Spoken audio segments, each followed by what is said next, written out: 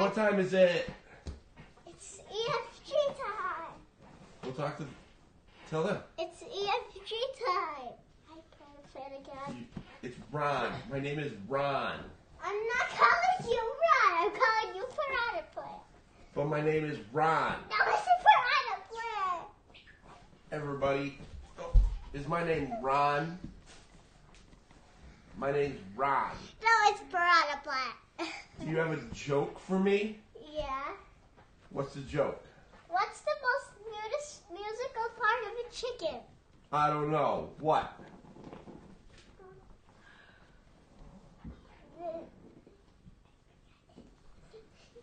Did you forget? Yes. Okay. You want me to tell a joke? Yeah. Why should they make a Minecraft movie next summer? I don't know why. Because it would be a blockbuster.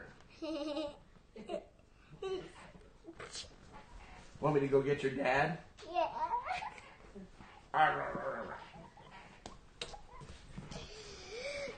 Boom, I'm here. You stole my chair. Is it time for the EFG show? Yeah. What are we going to talk about today? What are we going to talk? Do you know? We're going to talk about the PlayStation 5. Just say it loud. The PlayStation 5. And are we going to talk about The Xbox One sad. Yup. Are we going to talk about Rubiks Race? And Rubiks Race. What? Are we going to talk about... Daddy, can you move your head for a little bit so we can see the Rubiks Oh. Race in the background? What? We've Is got that the game in the background. Rubiks Race? We going to talk about Rubiks Race? Okay. So we'll do that in a minute. We were playing it earlier. We were. Did you play? No. Did Mommy race with Brubra? Yes, and Mama won. Did Mama win? Yeah. Because Mama's good. Okay, so today is the EFG show. And I'm your host, Steven, and this is... Maggie. You're Maggie. And there's laughter coming from that direction because there is a teenage boy watching some kind of video on something. They don't have Boy Scouts tonight because it is April vacation. So they are here, and normally it's just you and me, but now we got a crowded house, huh? Yeah. We're going to do our best? Uh-huh. Okay, so... Jacob, stop it. So, I apologize if I'm a little sniffy because I have a little bit of a cold. Me too. You too. We're a little sick, but good news is you can't get it through the screen, right? Mm-hmm. Right. So, Maggie, what would you think if I told you that Sony did an exclusive interview with Wired.com and announced the first details of the PlayStation 1, 2, 3, 4, 5? Is that crazy? I don't know. You don't know? Yes, no. You don't know? Well, why don't we look at it? Sure. So, that's the big news this week, is that Sony sent a guy named Mark Cerny. He's a nice guy. And he met with Peter Rubin from Wired Magazine, and he told them all about the next PlayStation console. How cool is that? Not cool. Not cool? Why? Do you like the PlayStation 4 plenty? I like the PS4 better. You like the PS4 better? Well, we don't even know what the PS5 is yet. Nope. But, let's take a look at it. So... What's our question of the week? What? What's our word of the week? Oh, you know what? I don't think we have a word of the week because I didn't publish a thing. Oh. So we're not doing a word of the week. We're just doing these two news stories. How does that sound? Because we don't feel well, so we're just going to kind of knock these out and be done with it. So, here's what they said. You want a sip? You have a little sip. All right, that's it. So, oh, are you done? No, I'm going back. Okay. So, I guess I'm by myself. So, I am here, and this has been kind of a crazy week. Just yesterday, so it's Wednesday now, yesterday, Sony announced the first details for the PlayStation 5. Now, they didn't confirm that that's what it's going to be called yet. Wow, is it loud. What are we deciding to do now? May I help you? He's dropping soda cans everywhere because he's 10. He's a klutz, is what he's saying. All right, so anyway, as we are used to, working with children is always dangerous. What is she doing? I don't. We've lost Maggie. She's just off. She decided to open herself a soda at 7:30 at night. Maggie, you can't have that. Did you just go pour yourself a drink? No, I just got me a soda can. You're not supposed to drink that at 7:45 at night, you crazy goose. Sorry. Okay, so you're obviously going to be a little wired. Okay, stop. Okay, so here's what they told us. Number one, they said that it is not coming out in 2019. Is that this year? This year's 2019? 2019. So it's 2019. So they said that it is not coming out this year. They said that it's going to be bigger, faster, stronger. So it's going to have better graphics. I like Falcon Age. You like Falcon Age? Yeah, I haven't played it though. You like watching it? Yeah. I like Falcon Age too. I have played it. You know who else played it? Brubra Evan, and he really liked it. Yeah. So James, he says he picked the right night to watch. Yes, he did, because we have wired, very excited kids because they are halfway through their April vacation. Oh, and we have another watcher, and that's Mommy saying the children are crazy. Yes, in fact, they are. I'm not crazy. So let's just finish the news, shall we? And then we can be goofy. Yeah. So, the big thing that parents need to know is, number one, they don't have to buy a new PS5 this year because it's not coming out this year.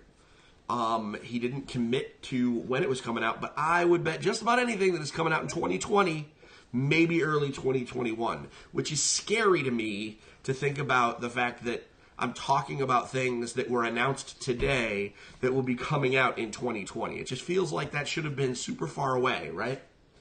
Stop making faces. Why don't you go see Mama? Okay. So James asks, did we get a PSVR? He's asking about Falcon Age. No, we did not. The reason for that, it comes down to largely medical science. The general consensus is that VR is not a great idea for anyone under the age of 13.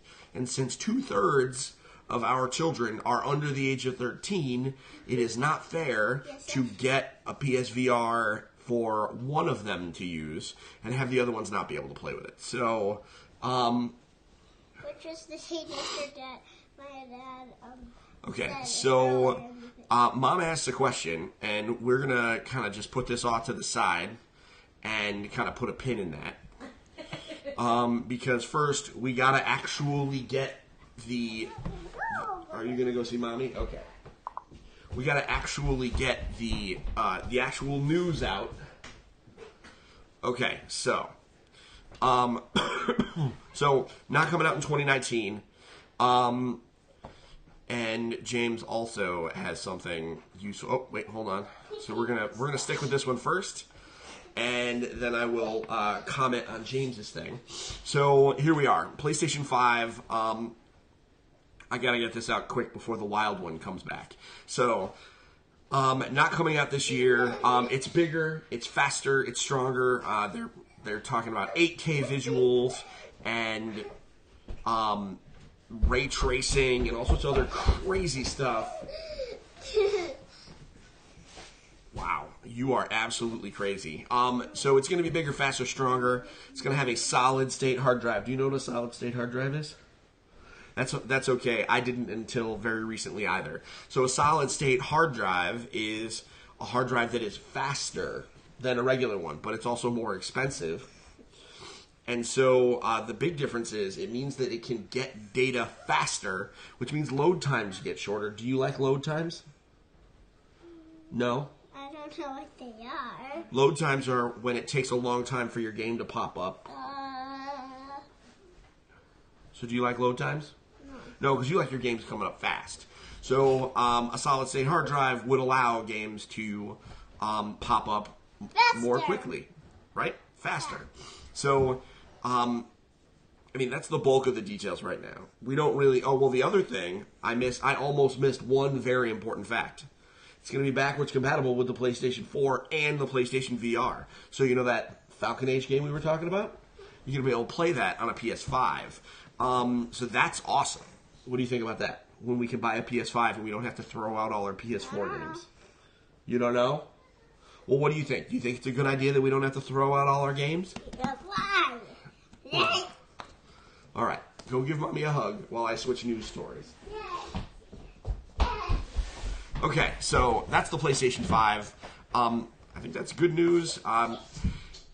The questions from the audience, Jenna, the general, says, are consoles still relevant? Feels weird that they're releasing new consoles when everything is streaming. Not everything is streaming yet. Video games are not, at least. I know Google has said that they're going to release Stadia, which is a streaming platform, but that's not going to work everywhere. There are tons of places that have a really crappy internet, and so streaming high-def video games is just not an option for them. So consoles are not going away. Really, what it comes down to is gamers don't like change. So there were predictions that this was going to be that there were going to be no more consoles after the PS4, and so but the fact that and so you would assume that if there were going to be no more consoles after the PS4, that the PS4 would have kind of trickled out and not been super important. There are over 80 million PlayStation 4s that have sold, and they have sold at a meteoric pace. So I don't think we can really think about consoles being irrelevant. Because streaming, like the digital future, is not quite here yet. So James made a comment, apparently this is going to be the last console generation. Maggie, can you please turn your 3DS down? So, yeah, I don't, so James says apparently this is the last true console generation. I don't believe it. As long as people will still buy a box, companies are going to keep making them. So, there are companies that are kind of future-proofing, and being ready for streaming and things like that. However, as long as people will keep buying boxes, they're going to keep making them. And like I said, PS4 just sold 80 million consoles. Kate says, consoles will still be relevant for us. We have zero interest in non-physical version of a game unless there is not a physical game available. That is a perfectly good point. Like I said, gamers don't like change. With that said, you guys do have a retro vibe. You guys are kind of retro. You play a lot of older games, so I can understand why you would still be attached to the physical media. But she makes a good point. The fact that Microsoft dumped ebooks entirely is still why they want a physical game. Like I said, I don't necessarily disagree, but I think that attitude, right or wrong, and I actually agree with it, is why they're not going to just abandon physical media. It's going to be different, but, I mean, man, they're printing records right now, so we got to kind of look at that. And James made a comment, apparently Stadia can do 4K visuals on like 15 megabytes per second. I'll believe that when I see it. That is not what I have heard from the folks that have used it firsthand. And yeah, there's a lot of details still to come. I would expect them to be talking about it at E3. They said summer, so we'll find out more about Stadia. But it's going to be a niche product. It's certainly not going to overtake what Microsoft and Nintendo and Sony are going to be doing. So that's the PlayStation 5. So here's what's really interesting. They came out and blasted out this news about the PlayStation 5, and it went pretty well, right? Like, they got out a lot of the boring stuff. That's what this is, right? This was boring information. Yes, it's backwards compatible. No, it's not coming out this year. This all would have looked really crappy on a big stage at, say, E3. Now, admittedly, we know Sony's not going to be at E3 this year, but this wouldn't have played well in a video or anything like that. They want announcements on those videos, whereas this is just kind of opening details. And I think, in general, these were relatively well received. People were pretty happy with this. People were relatively hopeful. There are some folks that are concerned about cost because of the cost of the GPU and the cost of a solid-state hard drive. But, we don't know. I know literally nothing about hardware manufacturing, so we're going to find out. Meanwhile, on the same day, literally on the same day, Microsoft announced their own stuff. They announced the Xbox One S All Digital Edition.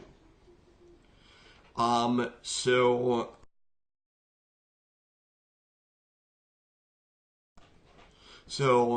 they announced the Xbox One All Digital Edition. So this was probably the biggest misstep I've seen in a very long time. This was an unforced error, is the best way to describe this. Essentially, the Xbox One S All Digital Edition is an Xbox One S with no disk drive. It has a 1 terabyte hard drive, and it comes with 3 downloadable games: Sea of Thieves, Forza Horizon 3, and Minecraft. It just doesn't have a disk drive. And it's selling for $250. So here's the problem with that. So the problem with that is that a regular Xbox One S with a disk drive is only $50 more. And in a lot of cases, as shown by this article, you can go to Walmart and get an Xbox One S Minecraft bundle for $200. So because of the way that the digital marketplace is working, $299, which is the MSRP for an Xbox One S, isn't actually the real price. Like, regularly, the price dips well below that. So Microsoft came out and they're giving this product with an MSRP of $249.99. And because of the perceived value of the Xbox One S standard editions being in the neighborhood of $200 or so, a lot of folks just really kind of balked at this. This isn't really a value. Now, it does include 3 games, but if you were going to buy Xbox Game Pass, which is likely what you were thinking about getting, if you were going to get an all-digital Xbox console, you don't need to own those games because they are part of Game Pass. This is just a really interesting... I just don't know what they're doing here. Now, the argument could be made that if the MSRP for the regular edition is $300 and it is going to... and it's still selling for $200, that the MSRP for this could be $249.99 and the sales will bring this down. I mean, that's very possible, but we don't know yet. And so... I actually talked about this on today's EFG Daily Commute, and for me, I think what I would have preferred to see would be, if they thought about creating this, as soon as they saw that they could really only chop $50 off the price, I really think they probably just should have not done it. It really feels like this is just... They were doing a lot to make everybody think that they knew exactly what they were doing, that they were prepared for the next generation, and this feels like a trip. It feels like they just kind of messed up. Who knows? This could be super well done. There could be a price drop later on in the year for both products, at which point this whole discussion is moot. But man, I shared this up on the Engaged Family Gaming Facebook page yesterday, and not a single person had anything to even defend it, let alone anything positive to say, which is kind of depressing. So... yeah, I mean, I'd love to hear you guys' thoughts on the video. I mean, is anybody watching going to get an Xbox One S All Digital Edition? Which, by the way, It's kind of disappointing that it's spelled Xbox One sad. Because it kind of is. So, yeah, those are the two new consoles. I did want to talk about a new game that we have in our house that we have been enjoying quite a bit. I did. So, before I moved to this one, Jenna asked if I had seen Ubisoft's story about Assassin's Creed Unity. Now, admittedly, Assassin's Creed, not a family-friendly game. However, for us grown-ups out there, if you have a PC that can run relatively powerful games, you may want to go sign up for a Uplay account if you don't already have one, because they're giving away free versions of Assassin's Creed Unity for free on PC. And they're asking for donations to help raise money to rebuild Notre Dame. The important thing about this is Assassin's Creed Unity takes place in Paris, and the city of Notre Dame, or not the city, the Notre Dame was, they actually had a team of artists that spent a year creating it. Because it was such a focal point in the game. And it's actually possible that some of those 3D renders are going to be used to help rebuild it. Because they're some of the most detailed records of the site. So, I mean, it was certainly a tragedy. However, it's certainly going to be rebuilt. And you can get a free copy of Assassin's Creed Unity on PC. And while you're at it, you can donate a little money to help rebuild Notre Dame. Ubisoft has already pledged a whole bunch of money. I think like $500,000. They're up to $656,000 right now. They're up to $656,000. And we do have some comments on the Xbox One. So Xbox fanboy numero uno, James Pisano. I have every console Nintendo has ever, or not Nintendo, Microsoft has ever put out, and I would never buy this in regards to the Xbox One S All Digital Edition. And Kate said, we are not interested in a sad Xbox One. Yeah, I mean, that's pretty clear. So Uplay is their PC, Uplay is Ubisoft's version of Steam. So Assassin's Creed Unity, they're giving away free copies on PC. So yes, you do sign into Uplay for some Ubisoft games on your Xbox or on your PlayStation, but Uplay specifically, in this case, is they're using their web service and giving away PC copies of the game. So, yeah, because it's their own storefront, so they can give it away easier with less red tape. Otherwise, they'd have to ask, Microsoft and Sony for permission, etc., etc. So now, let's talk about Rubiks Race. This game, we're actually going to have a bunch of videos of this up on our YouTube channel, because apparently the internet loves Rubiks Race. Here's what it is. Let me go get this for us. I have to be very careful so as to not drop it. My only criticism is that this looks like this awesome game is fully assembled. It is not. But for $12 on Amazon, it's hard to beat it. So, here's how this game works. Let me get out of this news article. Boom. All right, so here we go. Rubiks Race. So, you see we have these two playing fields of square colored pieces. And they slide like those puzzles, where you're trying to put things together. You know what I mean? And so, we would play it like this. So, this would be your board, and I would have mine over here. And the idea is we're going to use this cool boggle cube looking thing right here. Shake it up. Come on. And that's the pattern we have to create. And so once we say go, the two players would move this around until they recreate that shape from their perspective. And if you do it right, and it has to be in that part of the Rubiks Race board. So if I get it, I knock this right here. If you do it, whoop, I don't want to break it. It's really at an angle. It's okay. I mean, okay, so it would go the other way. I'm just holding this weird. This is supposed to be on a table. Obviously, you don't play this in the air, although that would add an extra layer of challenge. Hi, Oreo. That's my dog. So, yeah, this is like $12 on Amazon. It is really good if you like these kind of slide puzzles. It is fast. It is fun. It's abstract, so, you know, there's not a lot of rules that you have to teach on this. It is only a 2-player game, but that's fine. The only criticism I have is that it doesn't come together, right? And you would think that once you put it together, like these things would fold together and stuff. But no, they don't. They come apart. In fact, this thing doesn't even stick on. That's my only criticism. But what I would do is, and this is what we have done. Yeah, James, I think you would dig it. It will be here for E3. What we have done is we just take it, and this is Pro Strats right here. Right here in the gallon-sized bag, and then into the box. Hashtag Pro Strats. So here we go. That is Rubiks Race. Shake it, slide it, solve it. I really dig this. This is a lot of fun.